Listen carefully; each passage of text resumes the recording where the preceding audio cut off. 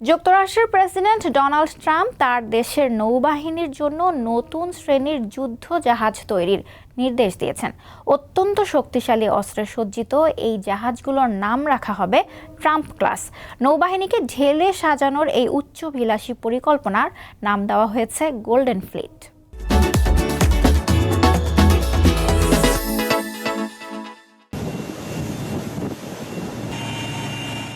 জানুয়ারিতে হোয়াইট হাউসের ক্ষমতা ফিরে পাওয়ার পর থেকেই ডোনাল্ড ট্রাম্প তার দেশের জাহাজ শিল্পকে টেনে তোলার কথা বলে আসছেন।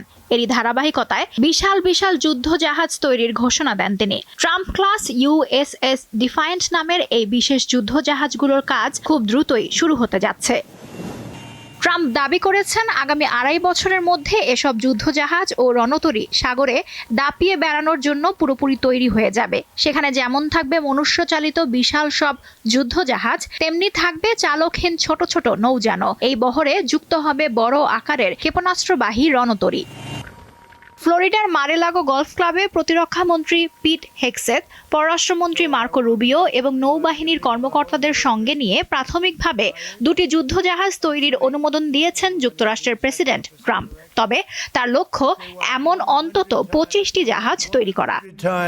ট্রাম্পের ভাষ্যমতে এই জাহাজগুলো হবে ইতিহাসের দ্রুততম এবং এ যাবৎকালের সবচেয়ে বড় যুদ্ধজাহাজ। পৃথিবীতে যত যুদ্ধজাহাজ তৈরি হয়েছে তার চেয়ে অন্তত 100 গুণ বেশি শক্তিশালী হবে এগুলো। ট্রাম্পের ভাষায় এসব জাহাজ হবে যুক্তরাষ্ট্রের নৌবাহিনীর গর্বের প্রতীক। প্রতিটি জাহাজের ওজন হবে 30 থেকে 40 হাজার টন।